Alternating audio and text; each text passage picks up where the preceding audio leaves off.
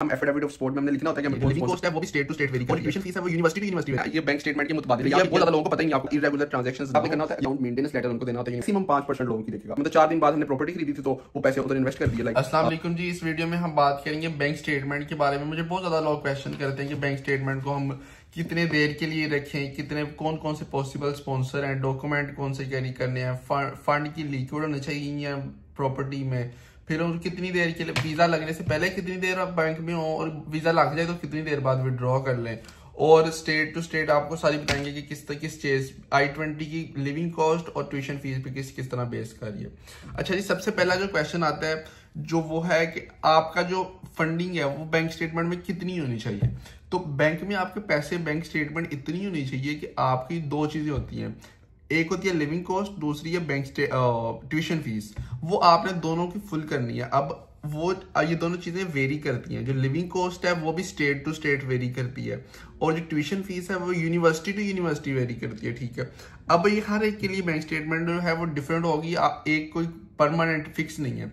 अब जो फर्ज हमने कर लिया जी, एस्टिमेटेड जो ट्यूशन फीस थी यूनिवर्सिटी की वो थी $15,000। ठीक है, $15,000 ट्यूशन फीस थी, और आपको मिल गया जी $10,000 उस पर स्कॉलरशिप। 10,000 की आपको स्कॉलरशिप मिल गई, 5,000 आपका रह गया ट्यूशन का। अब आपने अपने बैंक में वो $5,000 शो करना है, और उसके साथ जो लिविंग कॉस्ट है 1 साल की, 1 साल की फीस और 1 साल की लिविंग। अब लिविंग कॉस्ट क्या है, जो आपने तो रहना है, उसका रेंट, उसका खर्चा खाने पीने का, क्योंकि यहाँ पे रेंट बहुत ज्यादा एक्सपेंसिव है। जिस तरह डॉलर्स में आपने रेंट देना है तो उस हिसाब से फिर आपके वो खर्चे भी होने हैं ना, तो इस वजह से फिर वो आपको वो मांगते हैं।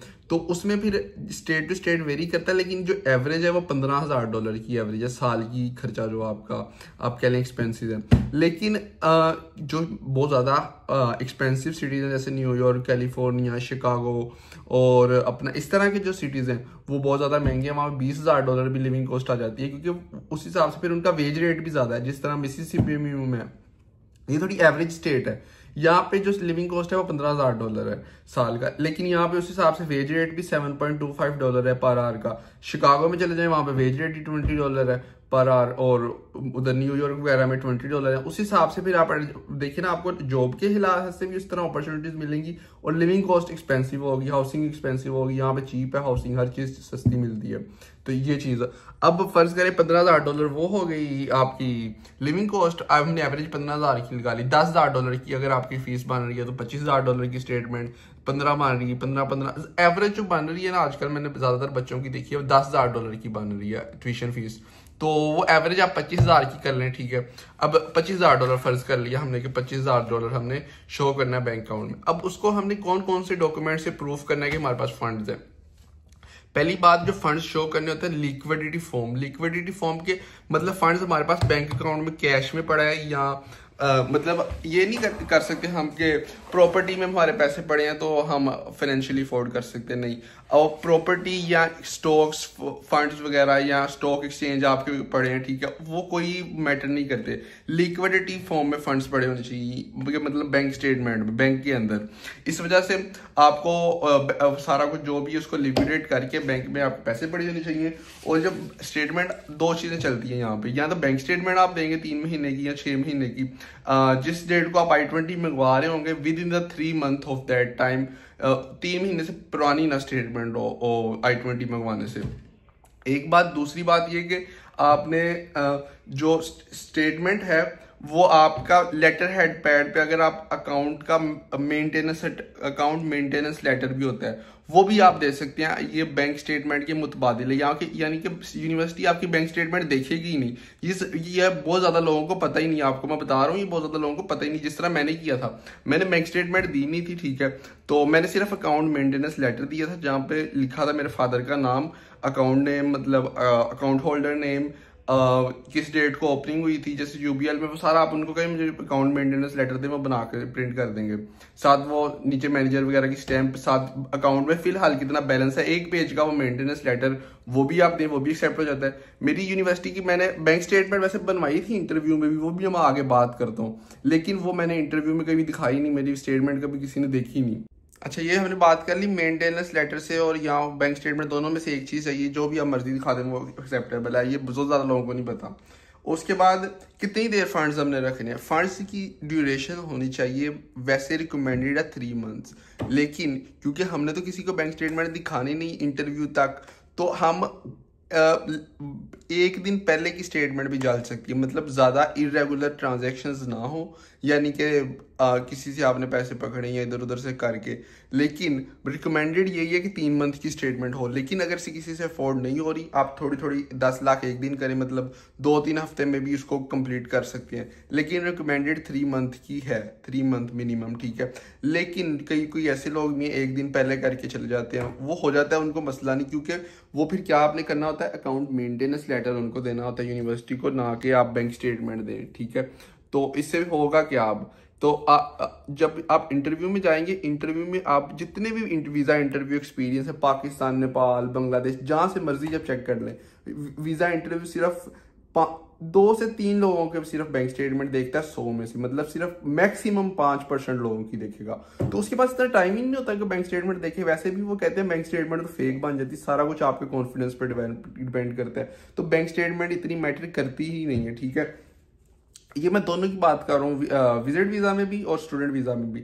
विजिट वीज़ा में भी बहुत ज़्यादा बैंक स्टेटमेंट नहीं चाहिए होती, $4,000 to $5,000 are enough, more than enough, क्योंकि $4-5,000 में आप अपना अच्छा ट्रिप मार के आ सकते हैं, ठीक है।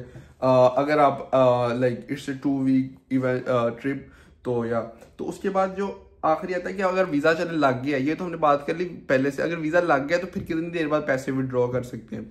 तो इसका मैं आपको बताता हूँ।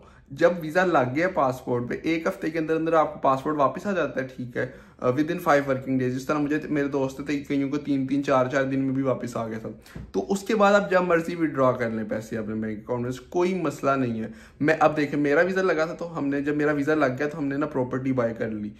6 सितंबर को मेरा वीज़ा लगा था और 10 सितंबर को, मतलब 4 दिन बाद हमने प्रॉपर्टी खरीदी थी, तो वो पैसे उधर इन्वेस्ट कर दिए। लाइक समझ रहे कि जब मर्जी, जब वीज़ा आ गया तो उसके बाद जब मर्जी पैसे विड्रॉ कर सकते हैं, इसका कोई मसला नहीं है। अब जो अब बात आती है कि स्पॉन्सर हमारा कौन होगा, कौन कौन स्पॉन्सर हो सकता है। कई अब लोग ज़्यादा मैं देख रहा हूँ कि वो कहते हैं हमारा दोस्त होगा या अंकल कोई दूर का या जानने वाला, अब उसी पे भी आते हैं। लेकिन सबसे पहले जो सबसे बेनिफिशियल आपका हो सकता है ना स्पॉन्सर, आपके पेरेंट्स, मदर फादर, या कोई ब्लड रिलेटिव, जिस तरह कोई भाई है या बहन है, ठीक है, या आप खुद, ठीक है। लेकिन अगर आपके पास कोई वसाइल नहीं बन रहे, कोई मसला है, ठीक है, आप चाह रहे हैं कि आपके किसी रिलेटिव के पास पैसे हैं, अब वो आपको स्पॉन्सर करना चाह रहे हैं, या कोई आपका जानने वाला फ्रेंड, तो वो कर सकते हैं टेक्निकली। लेकिन वहां पर जब आप वो एफिडेविट में, बाकायदा हम एफिडेविट ऑफ सपोर्ट में हमने लिखना होता है कि हमें कौन स्पॉन्सर कर रहा है, उसके साथ हमारे साथ रिलेशन क्या है। जब वो ऑफिसर देखेगा कि यार इसका कोई फ्रेंड हम इसे स्पॉन्सर कर रहा है, लेकिन वो फिर ना शक में चले जाती बात कि यार वो, अब उन्हें भी पता है कि ये इस दौर में कोई किसी का नहीं है, ठीक है, कोई किसी के लिए नहीं करता, तो उन्हें भी होगा कि यार ये इसे स्पॉन्सर क्यों कर रहा है, या झूठ तो नहीं बोल रहा है ये बच्चा, या फिर वो आपके थोड़ा सा वीजे रिजेक्शन के चांस बढ़ जाते हैं, ठीक है। मैं ये नहीं कह रहा इट्स नॉट पॉसिबल है। आप उसको कॉन्फिडेंस के साथ अगर कवर करते हैं, आपके पास कोई वैलिड रीजन है, वैलिड पॉइंट है कि वो मुझे क्यों स्पॉन्सर कर रहा है, या अगर मेरे फादर की कंपनी वो आपके फादर की कंपनी आपको स्पॉन्सर कर रही है, तो आपके पास वैलिड पॉइंट होना चाहिए कि वो आपको क्यों स्पॉन्सर कर रहे हैं। लेकिन ब्लड लाइन में ये नहीं जरूरत क्या प्रूव करने की वो हमें क्यों करें, क्योंकि उन्हें पता है कि for families do it, right, लेकिन अनजान नहीं। अब एक जो आखिरी चीज मैं यहाँ पे कवर करूंगा कि हाउ टू डॉक्यूमेंट्स अब कौन कौन से कैरी करने हैं इंटरव्यू में जाते हैं आपने सिर्फ फाइनेंशियल के अपनी प्रॉपर्टी के डॉक्यूमेंट्स ले जाएं, जस्ट इन केस वो प्रूव करने ही चाहिए, मांगे, ठीक है, अगर आपके पास प्रॉपर्टीज हैं। और साथ आप account maintenance letter from bank और बैंक स्टेटमेंट पे भी साइन होने चाहिए मैनेजर के, दोनों चीज़ों पे, जस्ट इन केस। लेकिन वो पूछता कोई नहीं डॉक्यूमेंट, सिर्फ F1 वीज़ा, I-20 लेगा, पासपोर्ट लेगा आपका, और सर्विस फी पेमेंट लेगा जो $385 है। गुड लक, इंशाल्लाह। मैं उम्मीद करता हूँ आप अपना वीज़ा अच्छी तरह दे के आएंगे, आप अपना प्रोसेस स्टार्ट करें। जहाँ पे मेरी हेल्प चाहिए मेरे से रब्ता करें, I will be more than happy to help you. Allah हाफिज़।